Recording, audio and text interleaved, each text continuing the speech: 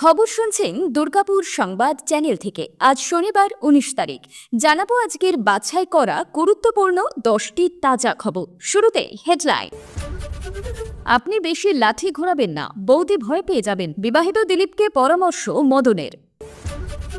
ভিতরের খবরকে চেপে রাখার চেষ্টা হচ্ছে, রাজ্যপাল যেতেই বৈষ্ণবনগরে ঘরছাড়াদের ক্যাম্পে থুমথুমার কাণ্ড। হিন্দু বিরোধী মমতা খাতুনকে দিল্লির অটোতে মুখ্যমন্ত্রীর বিরুদ্ধে হুঙ্কার, উঠল রাষ্ট্রপতি শাসনের দাবি। রেল অবরোধ করলেই গ্রেপ্তার, যাত্রী সুরক্ষায় এবার কড়া নির্দেশ রেলের। রাজনীতিতে জড়াবেন না, চাকরিহারাদের আহ্বান প্রসঙ্গে মন্তব্য সৌরভের। আবার প্রশ্ন বিক্রি করে 500 কোটি তুলবে, নতুন নিয়োগ নিয়ে বিস্ফোরক শুভেন্দু অধিকারী। গোপন সূত্রে খবর পেয়ে ফাঁদ পাতে এসটিএফ, হারোয়া থেকে উদ্ধার বিপুল অস্ত্র কার্তুজ। নেই শুভেন্দু অর্জুন তাপস, দিলীপের বিয়েতেও বিজেপির আদি নব্যদ্বন্দ্ব।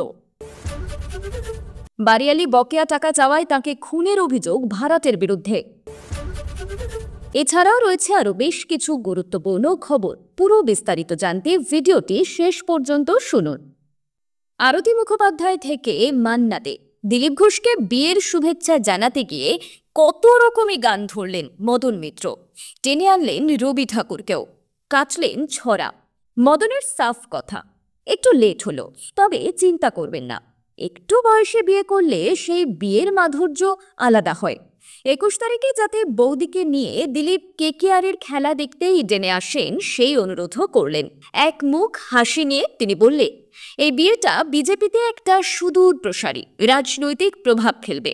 এদিন TV9 বাংলার এক্সক্লুসিভ সাক্ষাৎকারে দিলীপ প্রসঙ্গে বলতে গিয়ে গানে গানেই একেবারে প্রেমের দোলা লাগালেন কালারফুল মদন। হাসতে হাসতেই বললেন, বহু জায়গায় বাচ্চা ছেলেমেয়েরা স্লোগান দিচ্ছে, গান গাইছে, চাঁদ উঠেছে, ফুল ফুটেছে, কদমতলায় কে, বাড়িতে আছে হুলো বেড়াল, কোমর বেঁধেছে, সবাই মিলে আয়রে তোরা, আজ আমাদের দিলীপ বাবুর বিয়ে।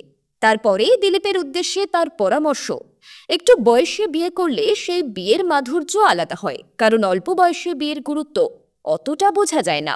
বড় বয়সে বিয়ে করলে দায়িত্ববোধ অনেক বেশি আসে। আসছে আষাঢ় মাস, মন তাই ভাবছে কি হয় কি হয়।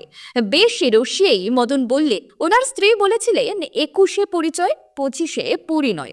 এটা শুনে একটা গানের কথা মনে পড়ে গেল, বলেই ধরলেন আরতি মুখোপাধ্যায়ের সেই বিখ্যাত গান, এক বৈশাখে দেখা হলো দুজনার, জ্যৈষ্ঠীতে হলো পরিচয়, আসছে আষাঢ় মাস, মন তাই ভাবছে কি হয় কি হয়।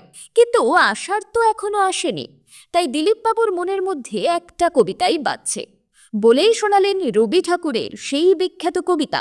মদনের মুখে তখন, প্রহর শেষের আলোয় রাঙা সেদিন চৈত্র মাস, তোমার চোখে দেখেছিলাম আমার সর্বনাশ। সঙ্গে তার আরও সংযোজন, যদিও দিলীপবাবু বলছেন তিনি তার স্ত্রীর চোখে সর্বনাশ সেইভাবে দেখেননি, ওনার স্ত্রী ওনাকে এসে প্রপোজ করেছে। ব্যাপারটা খানিক বলেই ফের ধরলেন মান্নাদের সেই বিখ্যাত গান, কে প্রথম কাছে এসেছি, কে প্রথম চেয়ে দেখেছি, কিছুতেই পাই না ভেবে, কে প্রথম ভালোবেসেছি, তুমি না আমি। লাঠি ঘোরানো দেখলে ম্যাডাম ভয় পেয়ে যাবে। তবে বিবাহিত দিলীপকে পরামর্শের বন্যার মধ্যে মদন অ্যাডভাইস দিলেন নিজের স্বভাব সিদ্ধ ভঙ্গিতেই। হাসতে হাসতেই বললেন, আপনি আর লাঠি বেশি ঘোরাবেন না, এখন যেভাবে আপনি লাঠি ঘোরান সেটা দেখলে ম্যাডাম ভয় পেয়ে যাবেন। এখন লাঠি ঘোরানো বন্ধ করে বৌদিকে ঘোরান। কাশ্মীরে নয়, শিলংয়েও নয়, আন্দামান কি রাঁচিতেও নয়, সব জায়গা ঘোরান। ইস্তানবুল থেকে জাপান সব ঘোরান, ভালো ভালো রান্না খাওয়ায়। একদম শেষে আবার টানলেন শুভেন্দুর প্রসঙ্গ, খানিক কৌতূহলের সঙ্গে বললে, আমি জানি না দিলীপ বাবুর বিয়ে দেখে শুভেন্দুর মনে কি কোথাও বাজনা বাজছে, ওর মনে কি হচ্ছে জানি না, কারণ দেখলাম সবাই গিয়েছে, শুভেন্দু যায়নি। প্রিয় দর্শক, দুর্গাপুর সংবাদ, সত্যের সন্ধানে নির্ভরযোগ্য সংবাদ আপনার পাশে। আজকাল অনেকেই ভুল তথ্য ছড়াচ্ছে, কিন্তু আমরা শুধুমাত্র সত্য এবং যাচাই করা খবরই আপনাদের কাছে পৌঁছে দিচ্ছি, কোনো পক্ষ নয়, শুধুই প্রকৃত সংবাদ। আমাদের লক্ষ্য 1000 লাইক। যেই জেলা থেকে সবচেয়ে বেশি কমেন্ট আসবে সেই জেলার খবর আমরা আরও বেশি কভার করব। আপনি কোন জেলা থেকে শুনছেন কমেন্টে জানান। মুর্শিদাবাদে ওয়াকফ অশান্তির জেরে ঘর ছাড়া বেশ কয়েকটি পরিবার। তারা আশ্রয় নিয়েছেন পাশের জেলা মালদহের বৈষ্ণবনগরে। পারুলালপুর হাই স্কুলের ক্যাম্প তাদের অস্থায়ী ঠিকানা। শুক্রবার দুপুরে তাদের সঙ্গে দেখা করতে মালদহে পৌঁছেছেন রাজ্যপাল সিভি আনন্দ বোস। মালদা টাউন স্টেশনে নেমে সোজা চলে গিয়েছেন বৈষ্ণবনগরের পারুলালপুর হাই স্কুলের ক্যাম্পে। সন্ধ্যাবেলা ঘর ছাড়াদের সঙ্গে কথা বলার সময় আচমকাই বিশৃঙ্খল পরিস্থিতি। ক্যাম্পের বাইরে রাজ্যপালের সাক্ষাৎ প্রার্থী বহু গ্রামবাসী। তার সঙ্গে কথা বলতে চেয়ে বারবার পুলিশের কাছে আবেদন নিবেদন করেও লাভ হয়নি। পুলিশ এতজনকে ক্যাম্পে ঢুকতে দিতে নারাজ। পুলিশের সঙ্গে বাকবিতণ্ডার জেরে শেষমেশ তুমুল বিক্ষোভে ফেটে পড়লেন স্থানীয়রা। দফায় দফায় বিক্ষোভের ফলে পরিস্থিতি সামাল দিতে কার্যত হিমশিম খেতে হয় পুলিশকে। স্থানীয়দের অভিযোগ, ঘরছাড়াদের বন্দির মতন রাখা হয়েছে। গ্রামবাসীদের সঙ্গে কোনো রকম যোগাযোগ করতে দেওয়া হচ্ছে না। এমনকি ক্যাম্পের বাইরে ব্যারিকেড দিয়ে ঘেরা হয়েছে, যাতে তারা বাইরে যেতে না পারেন। এলাকার বাসিন্দাদের কথায় ঘরছাড়াদের সঙ্গে কথা বলে রাজ্যপাল কি আশ্বাস দিচ্ছে সেটা তারা জানতে চান, আর তাই আশ্রয় শিবিরে ঢুকতে চাইছেন, কিন্তু পুলিশ বাধা দিচ্ছে বলেই অভিযোগ। এদিকে দিন সকালে মালদহে পৌঁছন জাতীয় মানবাধিকার কমিশনের একটি প্রতিনিধি দল। এদিন সকাল 10:30 নাগাদ বন্দে ভারত মালদা টাউন স্টেশনে নামেন তারা।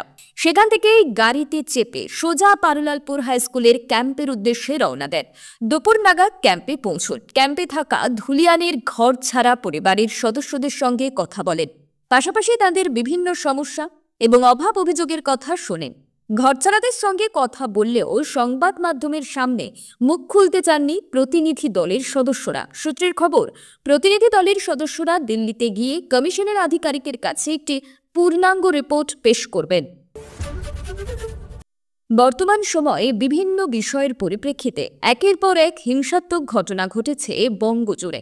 শুধু তাই নয়, পরিস্থিতি এতটাই বেগতিক হয়ে গিয়েছে যে সাম্প্রদায়িক সংঘর্ষের মতন গুরুতর ঘটনাও ঘটতে দেখা নিয়েছে। আর এই ঘটনাগুলি রীতিমতো চাপে ফেলেছে শাসক দলকে।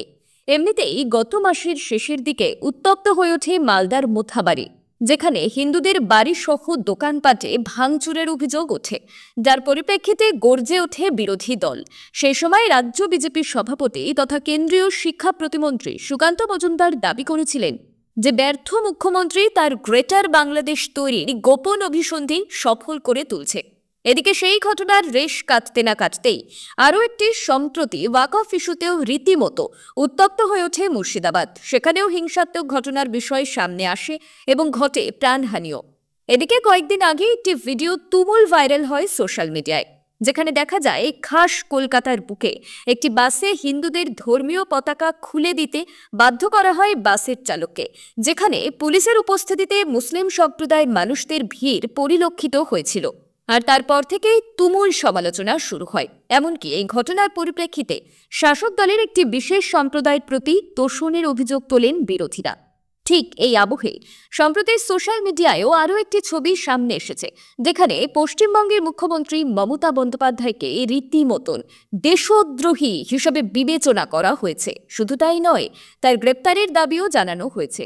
আসলে দিল্লির নাম্বার প্লেটের একটি অটোর ছবি উঠে এসেছে আলোচনার কেন্দ্রবিন্দুতে, যেখানে ওই অটোর পেছনে হিন্দিতে লেখা বাক্যে মমতার সমালোচনা করা হয়েছে।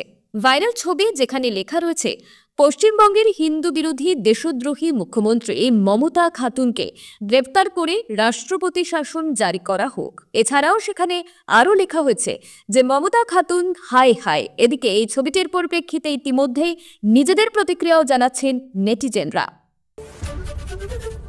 ওয়াকফ সংশোধনী আইন হোক বা অন্য কোনো ইস্যু, প্রতিবাদের অন্যতম সহজ উপায় রেল কিংবা সড়ক অবরোধ। গোটা দেশে এই ছবিটা চেনা। সম্প্রতি পরপর কয়েকদিন ধরেই শিয়ালদহের নানান জায়গায় রেল অবরোধ হচ্ছে ওয়াকফ সহ একাধিক প্রতিবাদে। লোকাল ট্রেনে মহিলা কামরা বৃদ্ধির প্রতিবাদেও পুরুষ যাত্রীদের রেল অবরোধে নামতে দেখা গিয়েছে। তাতে আদতে সমস্যার মুখে পড়েন সাধারণ মানুষজনই। এবার তাই অবরোধ রুখতে কড়া পদক্ষেপের পথে হাঁটল রেল। অবরোধ করলেই এবার গ্রেফতার করা হবে অবরোধকারীদের। রেল আইনের একাধিক ধারা যুক্ত করে দেওয়া হবে তাদের নামে, যাতে সহজে জামিন না পান সেই মতো মামলাও সাজানো হবে। 10 জন যাত্রীর প্রতিবাদী এই পদক্ষেপে 10 লক্ষ যাত্রী ভুগবেন তা হতে পারে না। শুক্রবার শিয়ালদহে ডিআরএম দীপক নিগম অবরোধকারীদের সতর্ক করে এই নির্দেশ জারি করেছে। শিয়ালদহ ডিভিশন জানিয়েছে, বারবার অবরোধে সাধারণ জনজীবন এবং কাজকর্ম বিঘ্নিত হচ্ছে। পাশাপাশি বহু সময় রেল সম্পত্তি নষ্ট হয়। কয়েকজন মানুষ এই অবরোধে সামিল হন, আর তাতে বাকি লক্ষ লক্ষ মানুষ দুর্ভোগের শিকার হন। নিত্যযাত্রীরা বহু সময় এই অবরোধের বিপক্ষে গিয়েও তা সরিয়ে দেয়, ফলে তারা সাধারণ জনজীবন বিঘ্নিত হোক চান না। এই পরিস্থিতিতেই অবরোধকে জনস্বার্থ বিরোধী বলে মনে করছে রেল। ফলে এই অবরোধকারীদের রেল আইনের 174 ধারায় গ্রেপ্তার করা হবে। সঙ্গে সঙ্গে যাতে জামিন না পান অবরোধকারী, সেজন্য আরও দুটি 153 এবং 154 ধারা জুড়ে দেওয়া হবে এফআইআরে, যার জেরে অবরোধকারীকে দীর্ঘ সময় জেলে থাকতে হবে। সঙ্গে জরিমানাও হতে পারে কমপক্ষে 2000 টাকা। ডিআরএম নির্দেশে বলেছে, অবরোধের সময় একেবারে পিন পয়েন্ট অপারেশন চালাতে হবে। ভিড়ের মাঝে নেতৃত্ব দিচ্ছেন কে বা কারা তা চিহ্নিত করে ভিডিও তুলতে হবে আরপিএফ এবং অন্য রেল কর্মীদের। এরপরে সময় মতো গ্রেপ্তার করা হবে। সম্প্রতি শিয়ালদহের শহরতলির ট্রেনে মহিলা বগির সংখ্যা বাড়ানোতে দুদিন ধরে একাধিক জায়গায় রেল অবরোধ করেন পুরুষ যাত্রীরা। বগি কমিয়ে দেওয়ার দাবিও তোলা হয়, যদিও রেল এ নিয়ে নিজের সিদ্ধান্তে অনড় থেকেছে। বৃহস্পতিবার ডিআরএম দীপক নিগম সাংবাদিক সম্মেলন করে জানিয়ে দেন, বগি বাড়ানোর সিদ্ধান্ত একেবারেই সঠিক এবং নিয়ম মেনেই তা করা হয়েছে, সুতরাং সিদ্ধান্ত বাতিল হবে না। বৃহস্পতিবার রেল রীতিমতন মহিলা টিকিট পরীক্ষকদের দিয়ে মহিলা যাত্রীদের জনমত যাচাই করে, তার ভিডিও করে সামাজিক মাধ্যমে ছড়িয়ে দেয়। এরপরে একেবারে আটঘাট বেঁধে অবরোধকারীদের বিরুদ্ধে নামতে চলেছে রেল। তিনি বাঙালির মহারাজ। পূর্বতন বাম সরকার থেকে অধুনা তৃণমূলের সরকার হোক বা কেন্দ্রে বিজেপির নেতৃত্বে চলা এনডিএ জোটের সরকার, সব সরকারের সঙ্গে তার সহযোগিতার সম্পর্ক। সরকারের ডাকে, সরকারের প্রয়োজনে সব সময় থাকেন তিনি। এবার সেই সৌরভ গঙ্গোপাধ্যায়কে পাশে চেয়ে আমন্ত্রণ জানাতেই তার বেহালার বাড়িতে গিয়েছিলেন চাকরিহারা ঐক্যমঞ্চের 3 প্রতিনিধি। সৌরভের সঙ্গে তো তাদের দেখা হয়নি, এমনকি সৌরভকে আমন্ত্রণও জানাতে পারেননি তারা। উল্টে পুলিশ তাদের থানায় নিয়ে যায়। চাকরিহারাদের আবেদন ছিল সৌরভ যেন নবান্ন অভিযানে তাদের পাশে থাকেন। শুক্রবার সেই আর্জি সরাসরি নাকচ করে দিয়েছেন সৌরভ। এদিন বাড়ির এক অনুষ্ঠানে সাংবাদিকরা যখন সেই প্রশ্ন করেন, তখনই তিনি হাত জোর করে জানিয়ে দেন, আমায় রাজনীতিতে জড়াবেন না। উল্লেখ্য, সব দলের নেতাদের সঙ্গে সুসম্পর্ক থাকলেও বরাবরই রাজনীতির ছোঁয়াচ বাঁচিয়ে চলতে চেয়েছেন সৌরভ। তাকে নবান্ন অভিযানের মতন কর্মসূচিতে আমন্ত্রণ জানানোর পেছনে চাকরিহারাদের যুক্তি ছিল, সৌরভ ভারতীয় ক্রিকেট দলের প্রাক্তন অধিনায়ক। সকলেই সৌরভকে চেনেন, সকলে সম্মান করেন। এমন একজনকে মিছিলে পাশে পাওয়া নিঃসন্দেহে আলাদা গুরুত্বে। কিন্তু স্বাভাবিকভাবে এই কর্মসূচি থেকে দূরত্ব রাখতে চেয়েছেন মহারাজ। নবান্ন অভিযানের মতন সরকার বিরোধী কর্মসূচিতে থাকতে সৌরভ গঙ্গোপাধ্যায়ের মতন ব্যক্তিত্ব যে রাজি হবেন না, সেটাই স্বাভাবিক বলে মনে করছেন তার ঘনিষ্ঠরা। তবুও কোনো কোনো মহলে সংশয় ছিল সৌরভ কি পদক্ষেপ নেন। এদিন অবশ্য সেই জল্পনা খারিজ করে দিলেন সৌরভ। সুপ্রিম কোর্টের রায়ে চাকরি গিয়েছিল প্রায় 26,000 শিক্ষক শিক্ষিকার। আবার মধ্যশিক্ষা পর্ষদের আবেদনে দাগি নন এমন শিক্ষকদের আপাতত স্কুলে যাওয়ার জন্য অনুমতি দিয়েছে শীর্ষ আদালত। সেই সঙ্গে রাজ্য সরকার এবং স্কুল সার্ভিস কমিশনকে নির্দেশ দেওয়া হয়েছে, আগামী 31শে ডিসেম্বরের মধ্যে নতুন নিয়োগ প্রক্রিয়া শেষ করতে হবে। এ বিষয়ে হলফনামা জমা দিতে হবে রাজ্যকে। এরই মাঝে কটাক্ষ শানালেন বিরোধী দলনেতা শুভেন্দু অধিকারী। সুপ্রিম কোর্টের এই রায়ের পর খানিক স্বস্তি পেয়েছে রাজ্য। চাকরিহারাদের বার্তাও দিয়েছেন মুখ্যমন্ত্রী মমতা বন্দ্যোপাধ্যায়।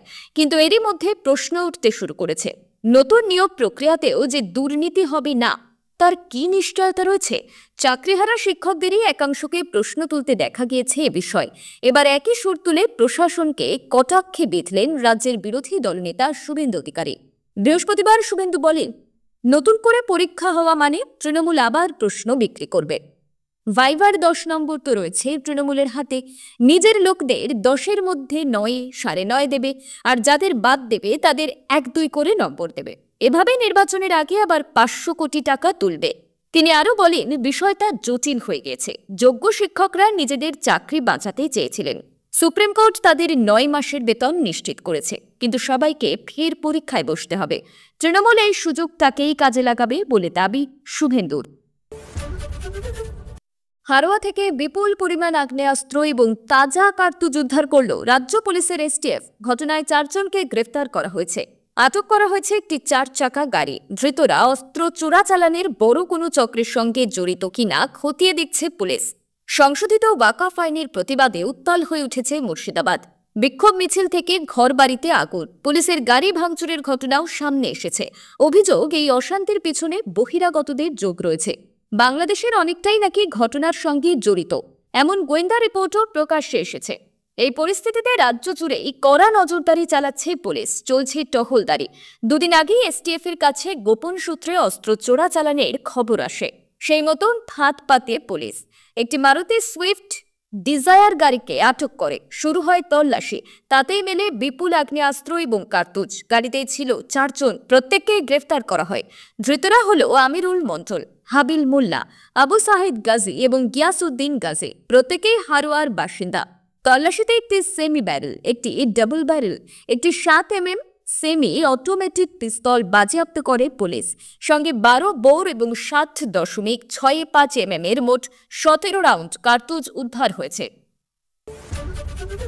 ঘরোয়া জাঁকজমকহীন বিয়ে, বাড়িতেই বিবাহ বাসর, ঘনিষ্ঠ ছাড়া বাকিদের একেবারে নো এন্ট্রি। বৈশাখের 4র্থ দিন গতকাল শুক্রবার নিউটাউনে বিজেপির প্রাক্তন রাজ্য সভাপতি দিলীপ ঘোষের বিয়েতে মেরে কেটে শখানেক লোক ছিল কিনা সন্দেহ। কনেযাত্রীর সংখ্যা মোটে 15। আত্মীয় বা দলে কেউই আমন্ত্রিত নন। তা সত্ত্বেও সকাল থেকে দিলীপ ঘোষের বাড়িতে সতীর্থদের আনাগোনা। এলেন দিল্লির নেতারাও, কিন্তু এতজনের মাঝেও একটিবার দেখা গেল না পাশাপাশি থেকে দলের কাজ করা শুভেন্দু অধিকারী, অর্জুন সিং কিংবা তাপস রায়দের। অর্থাৎ দিলীপের বিয়েতেও বিজেপির আদি নব্যদ্বন্দ্ব প্রকাশ্যে চলে এলো। গতকাল শুক্রবার সকাল থেকে বিজেপি নেতা দিলীপ ঘোষের নিউটাউনের থাকদারি রোডের বাড়িতে অতিথিদের যাতায়াতের শেষ নেই। আত্মীয় থেকে শুরু করে দলের সহকর্মী কে ছিলেন না সেই তালিকায়? রাজ্য বিজেপির বর্তমান সভাপতি সুকান্ত মজুমদার, প্রাক্তন সাংসদ লকেট চট্টোপাধ্যায় আসেন বেলার দিকে। তাদের সঙ্গে ছিল নানান উপহার। বেলা বাড়তে থাকলে শ্রমিক ভট্টাচার্য ছাড়াও দিলীপ ঘোষকে শুভেচ্ছা জানাতে আসেন দিল্লির নেতারাও। সেই তালিকায় ছিলেন সুনীল বনসল, মঙ্গল পাণ্ডে। এরপর বিকেল গড়াতে দিলীপ ঘোষ যখন বিয়ের প্রস্তুতি সারছেন, তখন তার বাড়িতে যান বিজেপির প্রাক্তন রাজ্য সভাপতি রাহুল সিনহা। এছাড়া বিভিন্ন শিবিরের একাধিক নেতার শুভেচ্ছা বার্তায় ভরে গিয়েছেন দিলীপ ঘোষ। দিন শেষে দেখা গেল দলের কেউ কেউ একটিবারের জন্য উপস্থিত ছিলেন না। আর সেই তালিকায় সবচেয়ে গুরুত্বপূর্ণ নাম রাজ্যের বিরোধী দলনেতা শুভেন্দু অধিকারী। অনুপস্থিত ছিলেন অর্জুন সিং, তাপস রায়রাও। এরা সকলেই নব্য বিজেপি বলে পরিচিত তৃণমূল শিবির ছেড়ে আসা নেতা, যাদের সঙ্গে কখনোই সংঘ থেকে উঠে আসা দিলীপ ঘোষের তেমন সখ্য গড়ে ওঠেনি। বিশেষত দিলীপ শুভেন্দুর দূরত্ব তো বহু চর্চিত বিষয় হয়েছে প্রায় সর্বদাই। বিয়ের মতন শুভ দিনেও সেই দূরত্ব ঘুচল না। এ নিয়ে পদ্ম শিবিরের কেউ মুখে টু শব্দটি করেননি। তবে শুভেচ্ছার হাজার গোলাপের মাঝেও আদি নব্যদ্বন্দ্বের কাটা বিধে রইল বঙ্গ বিজেপিতে, তা স্পষ্ট। বিদ্যুৎ বিলের বকেয়া টাকা ভাড়াটিয়ার কাছ থেকে চাওয়ায় খুন হতে হয় বাড়িওয়ালিকে। গুরুতর জখম হন বাড়িওয়ালির বৃদ্ধ স্বামী। জামালপুর থানার আবুজাহটি এলাকার একটি বাড়ি থেকে বৃহস্পতিবার সকালে উদ্ধার হয়েছিল এক বৃদ্ধার রক্তাক্ত দেহ। জখম অবস্থায় সেই ঘর থেকে উদ্ধার হয়েছিলেন বৃদ্ধার স্বামী। বৃদ্ধ নীলাদ্রি সরকারের অভিযোগের ভিত্তিতে খুনের মামলা রুজু করে পুলিশ। সেই মামলার তদন্তে নেমে অভিযুক্ত ভাড়াটিয়া অমিত বাগদি এবং তার সহযোগী কুবির গড়াই ওরফে রবিকে বৃহস্পতিবার রাতেই গ্রেফতার করে পুলিশ। পুলিশ তদন্তে জেনেছে, বিদ্যুতের বিলের 2400 টাকা চাওয়ায় বাড়িওয়ালি এবং তার স্বামীর উপর হামলা চালায় অমিত এবং কুবির। জানা গিয়েছে, নীলাদ্রি সরকারের বাড়ির সামনে স্থানীয় একটি চটকলে একসঙ্গে কাজ করতেন অমিত বাগদি এবং কুবির গড়াই। কুবিরই অমিত বাগদিকে নীলাদ্রিবাবুর বাড়ি ঠিক করে দেয় ভাড়াটিয়া হিসাবে থাকার জন্য। সূত্রের খবর, গত 7 দিন আগে বিদ্যুতের বিল না দিয়ে শুধু বাড়ি ভাড়ার টাকা মিটিয়ে সেই বাড়ি ছেড়ে চলে যান অমিত বাগদি। কিন্তু বিদ্যুতের বিল বাবদ 2400 টাকা দাবি করেন বাড়ির মালিক নীলাদ্রি সরকার। বাড়ির মালিকের বারবার তাগাদায় বিরক্ত হয়ে বাড়িওয়ালাকে খুনের পরিকল্পনা করেন বীরভূমের মল্লারপুরের বাসিন্দা ও ভাড়াটিয়া অমিত বাগদি। পরিকল্পনা মতন বুধবার রাতে মল্লারপুর থেকে ট্রেনে করে জৌগ্রাম স্টেশনে আসেন অমিত। সেখানে কুবিরের পর জৌগ্রাম স্টেশনে অপেক্ষা করেন অমিত এবং কুবির। পুলিশ জানায় অমিত জানতে নীলাদ্রিবাবু প্রতিদিন রাত 3:30 নাগাদ বাড়ির বাইরে বেরোতেন। সেই মতো বুধবার রাত 3:30 নাগাদ কুবিরকে সঙ্গে নিয়ে নীলাদ্রিবাবুর বাড়িতে পাঁচিল টপকে ঢোকেন অমিত। বাড়িতে ঢুকে বৃদ্ধর বাড়ির বাইরে আসার জন্য অপেক্ষা করতে থাকেন তারা। এরপর নির্ধারিত সময় নীলাদ্রি সরকার বাড়ির বাইরে এলে তাকে ধাক্কা মেরে অচৈতন্য করে দেন অভিযুক্তরা। স্বামীর এই অবস্থা দেখে চেঁচামেচি করতে শুরু করেন তার স্ত্রী মীরা দেবী। তখন লাঠি দিয়ে বৃদ্ধার মাথায় বেশ কয়েকবার আঘাত করেন অমিত এবং কবির। ঘটনাস্থলে মৃত্যু হয় মীরা দেবীর।